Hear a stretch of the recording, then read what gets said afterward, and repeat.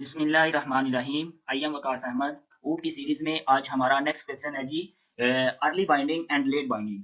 तो early binding हमारे पास जो रिलेट करती है वो कंपाइल टाइम से रिलेट करती है, और ये तब अकर होती है जब हर चीज हमें रिक्वायर्ड होती है, जब कंपाइल टाइम पे हम लोगों ने फंक्शन को कॉल करनी होती है। तो इसमें हमारा जो कंपाइलर होता है उसको एग्जैक्टली हर चीज का पता होता है कि कौन सी स्टेटमेंट जब एग्जीक्यूट होनी है तो इसके रिलेटेड कौन सा फंक्शन जो है वो एग्जीक्यूट होगा।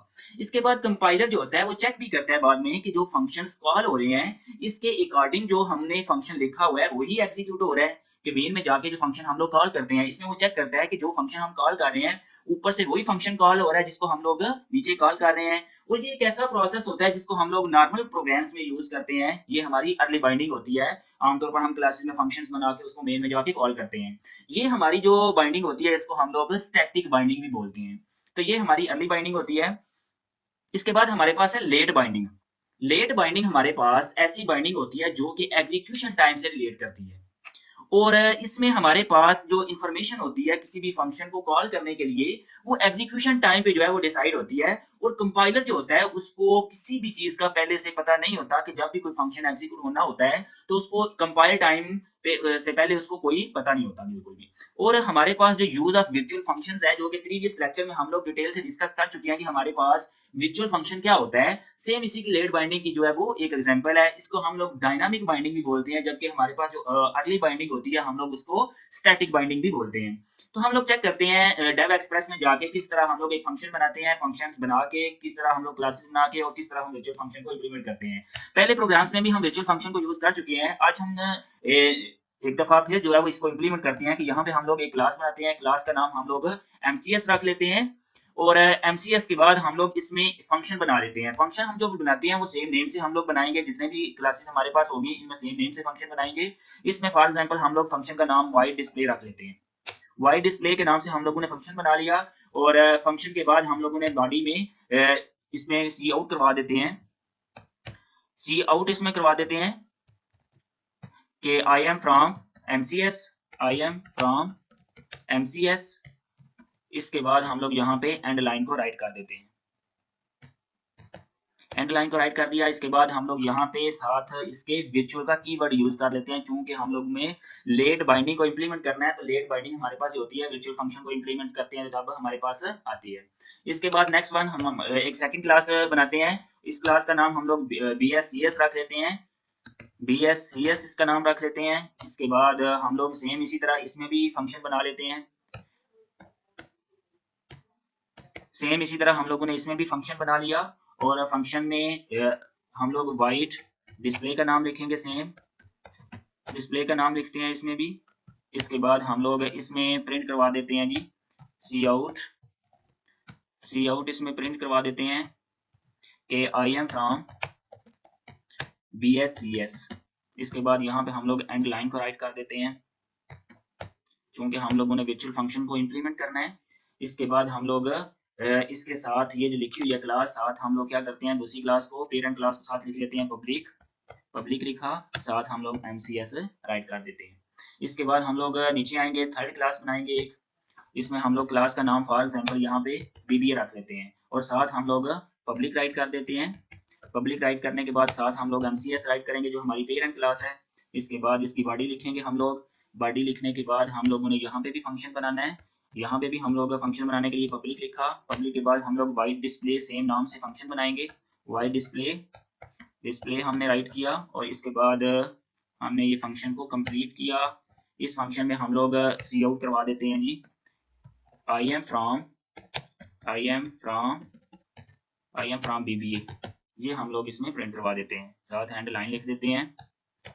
ये हमारे पास तीन फंक्शन बन गए। अब हम लोग अपने मेन फंक्शन में आएंगे, और मेन फंक्शन में हम लोग देखेंगे कि किस तरह हम लोग इसको इंप्लीमेंट करते हैं जी। ये मेन फंक्शन में आए हम लोग।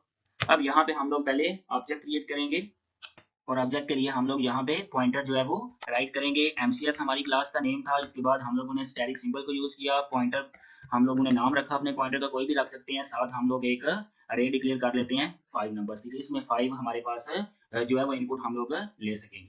इसके बाद हम लोग नीचे आते हैं। इसमें हम लोग दो वेरिएबल को डिक्लेयर करते हैं, एक ऑप्शन के नाम से, ऑप्शन के नाम से, और एक हम लोगों ने जो लूप में यूज करना है आई के नाम से 2 वेरिएबल डिक्लेयर कर लेते हैं। इसके बाद हम लोग इसमें प्रिंट करवाते हैं सी आउट कि कौन सी स्टेटमेंट हमने एग्जीक्यूट करनी है, कि एंटर करेंगे 1, एंटर 1 फॉर एमसीएस के लिए। इसके बाद 2 एंटर करेंगे, साथ लिख देते हैं कि 2 एंटर करें साथ, 2 एंटर फॉर बीएससीएस। इसके बाद एंड 3 फॉर करेंगे बीबीए के लिए। यहाँ पे इस तरह हो गया। इसके बाद हम लोग नीचे आते हैं, नीचे हम लोग लूप को यूज करते हैं। लूप को यूज किया हम लोगों ने, यहाँ पे लूप हम लोग i इज इक्वल टू 0, इसके बाद i लेस देन 5 लिखेंगे, i लेस देन 5। इसके बाद हम लोग साथ लिखेंगे कि i प्लस प्लस। ये हम लोगों ने राइट कर लिया। इसके बाद इसकी बॉडी के लिए हम लोग ब्रैकेट्स को लगाएंगे। ब्रैकेट्स को लगाने के बाद हमने सी आउट स्टेटमेंट यहाँ पे लिखेंगे कि सी आउट यहाँ पे। इसके बाद हम लोग लिखेंगे कि विच ऑब्जेक्ट इज क्रिएटेड, कि हमें पता चले कौन सा ऑब्जेक्ट जो है वो क्रिएट हुआ है। विच ऑब्जेक्ट इज क्रिएटेड, ये हमने स्टेटमेंट राइट कर ली। तो इसके बाद नीचे हम लोग जो हमने ऑप्शन का नाम लिया हुआ है सी इन, उसके लिए हम लोग ऑप्शन जो है वो एंटर करेंगे इसमें। ठीक है जी, ऑप्शन एंटर करेंगे इसमें। इसके बाद हम लोग नीचे आएंगे और इसमें कंडीशन लगाएंगे इफ के ऑप्शन अगर हमारा इक्वल हो 1 के, तो उसने हमें क्या करवाना है पॉइंटर में, कि पॉइंटर हमारा जो होगा, पॉइंटर में हम लोग यहाँ पे लिखेंगे कि हमारा जो आई होगा इसमें हम लोगों ने करवाना है न्यू इज इक्वल टू, इसका ऑब्जेक्ट क्रिएट करना है ना न्यू एमसीएस। पहले हमने उस क्लास का किया जो हमारी पेरेंट क्लास थी, तो नीचे लिखेंगे साथ के एल्स इफ, ये वो तो हमारी पेरेंट क्लास का हुआ। और एल्स इफ में हम लोग लगाएंगे कि अगर हमारा जो ऑप्शन है, ऑप्शन इक्वल हो हमारा 2 के, तो ये फिर क्या होगा, यहाँ पे हम लोग राइट करेंगे कि पॉइंटर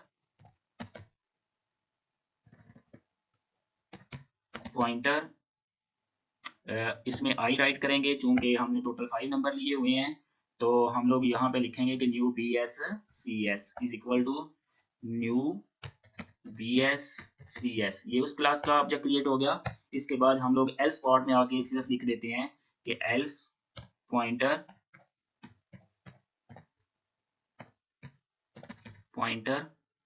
यहाँ पे हम लोग आई राइट कर लेते हैं is equal to new BBA, ये उसका ऑब्जेक्ट क्रिएट किया, न्यू बीबीए राइट कर लिया हम लोगों ने। इसके बाद हम लोग नीचे आएंगे और नीचे हम लोग लूप लगाएंगे, आउटर लूप जो है वो उसको डिस्प्ले करवाने के लिए, जो फंक्शन को हम लोगों ने डिस्प्ले करवाना है, उसके लिए हम लोगों ने फॉर लिखा। और फॉर में हम लोगों ने बॉडी में लिखा कि आई इज इक्वल टू 0, इसके बाद आई लेस देन 5 हो, इसके बाद आई प्लस प्लस, ये हम लोगों ने इसकी बॉडी में लिखा। और नीचे हमने पॉइंटर जो बनाए हुए हैं उसमें क्या करना है जी, आई, और हम लोग मेंबर एक्सेस सेपरेटर को यूज करेंगे। यहाँ पे मेंबर एक्सेस सेपरेटर को यूज किया, साथ डिस्प्ले फंक्शन हमारा आ गया कि डिस्प्ले फंक्शन को हम लोगों ने कॉल करनी है। अब देखें स्टूडेंट्स, यहाँ पे हमने किया क्या है कि यहाँ पे हम लोगों ने एमसीएस के नाम से एक पॉइंटर डिक्लेयर किया जिसमें हम 5 वैल्यूज ले सकते हैं। ठीक है, इसके बाद हम लोगों ने ऑप्शन के नाम से एक वेरिएबल डिक्लेयर किया और आई के नाम से। आई को हम लोगों ने कहाँ पे यूज करना है, जो कि हमारा लूप में हमने लगाना है, उसमें जो हमारा होगा इंटीजर उसको डिक्लेयर किया है। ठीक है जी, नीचे ये जो हम लोगों ने लूप लगाया, यहाँ पे देखें तो ये हम लोगों ने लूप लगाया जो है, इसमें हम लोगों ने आई को यूज किया। और ऑप्शन कि जिसको हम लोगों ने रन टाइम पे एंटर करना है वैल्यूज को, 1 एंटर करनी है एमसीएस के लिए, को हमें बताया कि एमसीएस का ऑब्जेक्ट क्रिएट हुआ है, 2 एंटर करें तो वो बीएससीएस का बताया, दूसरी क्लास हमारी ये थी, तीसरी हमारी बीबीए थी।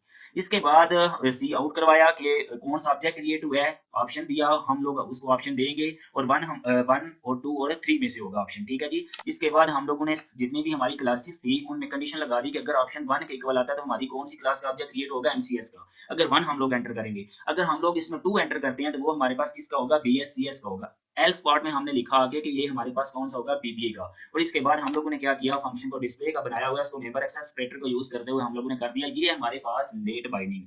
लेट बाइंडिंग क्या होती है कि हमारी एट द एग्जीक्यूशन टाइम पे, कि यहाँ पे हम लोग देखें तो हम लोग लेट बाइंडिंग में पढ़ के आए हैं कि ये हमारी एग्जीक्यूशन टाइम पे होती है, और इसमें जो कंपाइलर होता है does not know at compile time, कि कंपाइलर को कंपाइल टाइम पे कुछ नहीं पता होता। हमने सारा मेन फंक्शन में यहाँ पे प्रोग्राम लिखा हुआ है कि कौन सा फंक्शन जो है वो एग्जीक्यूट होना है, और हम लोग वर्चुअल फंक्शन को यूज करके पॉलीमॉर्फिज्म को यूज करते हैं, जो करते हैं इंप्लीमेंट करते हैं, तो हमारे पास ये लेट बाइंडिंग होती है, और इसको डायनामिक बाइंडिंग भी बोलते हैं कि रन टाइम पे हम लोग इसको करते हैं। अब यहाँ पे हम लोगों ने सारा रन टाइम पे ही किया है। अगर आप लोग चेक करें कि हम लोगों ने ये जो सारे का सारा ऑब्जेक्ट बनाए हैं, ये सारे मेन फंक्शन में आके बनाए हैं। तो होपफुली आप लोगों को ये चीज समझ आ चुकी होगी। हम लोगों ने 3 क्लासेस बनाई हैं, 3 क्लासेस के बाद हम लोग अपने मेन फंक्शन में गए हैं, और मेन फंक्शन में जाके ये जो सेम नाम से फंक्शन हम लोगों ने बनाया है वाई डिस्प्ले, ये भी वाई डिस्प्ले के नाम से, तो हम लोगों ने इनको जो है वो कॉल किया लास्ट पे जाकर, यहाँ पे हम लोगों ने ऑप्शन करा। अब हम लोग चेक करते हैं इसको एग्जीक्यूट करके कि हमारे पास एरर तो नहीं आता। हम लोगों ने इसको एग्जीक्यूट किया तो यहाँ पे हमारे पास एरर आया है। एरर आया कि यहाँ पे हम लोगों ने वो एक्सट्रैक्शन जो ऑपरेटर है वो नहीं डाले हुए, वो डाले। हम लोगों ने दोबारा इसको एग्जीक्यूट किया तो इस यहाँ पे भी हमारे पास एरर आ चुका है जी सी इन के नाम से, कि यहाँ पे हम लोगों ने सेमीकोलन नहीं लगाया हुआ इस स्टेटमेंट के साथ। इसके बाद हम लोग चेक करते हैं यहाँ पे एल्स कोड में जो है हमारे पास एरर आया है कि यहाँ पे हम लोगों ने जो है वो सेमीकोलन लगाया हुआ है एल्स कोड में। यहाँ पे कंडीशन के साथ सेमीकोलन नहीं आता। यहाँ पे हम लोग इसको एग्जीक्यूट करेंगे और हमारे पास कोई एरर नहीं आया, अब एग्जीक्यूट हो गया है। तो हम लोग चेक करते हैं कि इसकी आउटपुट हमारे पास क्या आती है। यहाँ पे देखें तो ये हमारे पास आउटपुट आई है कि enter 1 for MCS, 2 enter BSCS and 3 for हमारे पास बीबीए। एंड इसके बाद उसने बताया कि विच ऑब्जेक्ट इज क्रिएटेड। हम लोग अब कीबोर्ड से कोई भी 1 एंटर करेंगे तो वो एमसीएस बोलेगा। 1 एंटर किया मैंने, तो एंटर किया तो उसने बोला कि विच ऑब्जेक्ट इज क्रिएटेड, कि कौन सा ऑब्जेक्ट क्रिएट हुआ है हमारे पास एमसीएस का। इसके बाद 2 एंटर करते हैं तो हमारे पास ने बोला कि विच ऑब्जेक्ट इज क्रिएटेड, हमारे पास कौन सा क्रिएट हुआ है हमारे पास बीएससीएस का। इसके बाद 3 हम लोगों ने एंटर किया तो उसने क्या बोला कि हमारे पास कौन सा एंटर हुआ है 3 का। इसके बाद 6 किया हम लोगों ने, इसके बाद 1 करते हैं तो ये हमारे पास आउटपुट आ गई कि आई एम फ्रॉम एमसीएस। ये फर्स्ट के लिए हमारा हुआ था जो कि 1 के लिए था, सेकंड हमारा बीएससीएस के लिए, थर्ड हमारा बीबी के लिए। अब 6 हमारी उसमें नहीं था, हम टोटल 5 आउटपुट दे सकते थे। तो हमारे पास जो लास्ट वाली स्टेटमेंट है वो एग्जीक्यूट हो गई है 6 की जगह, ठीक है।